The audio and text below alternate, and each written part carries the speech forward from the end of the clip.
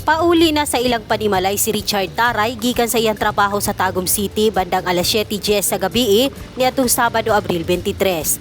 Base sa report ni Police Major Rodante Varona, hepe sa Santo Tomas PNP, nakamotor si Taray gikan sa Tagum City pauli sa iyang pinuy-anan sa Barangay Kinamayan apan pag-abot sa Purok 1, Unit 2, Barangay Kinamayan, Santo Tomas, giatangan siya sa duha ka wala mailhing sospetsadong nakamotor ug gipusil kini sa ulo. Si Taray, 30 anyos, Minyo, Sales Associate sa Price Gas sa Tagum Branch. Gimanduan gilayon ni Mayor Ernesto Evangelista ang kapulisan nga palawman ang investigasyon sa kaso aron mailhan ang suspects ug mahatagan og hustisya ang kamatayon sa biktima. Isip Mayor sa lungsod sa Santo Tomas, Davao del Norte, akong gikundina ang pagpatay sa usa ka presidente sa Kinamayan.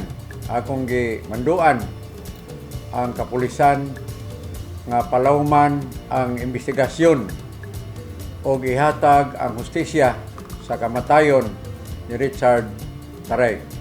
Padayon pa ang investigasyon sa kapulisan sa insidente. Noreen Michelle Igonia, Newsline Philippines, Province of Davao del Norte. Stay safe.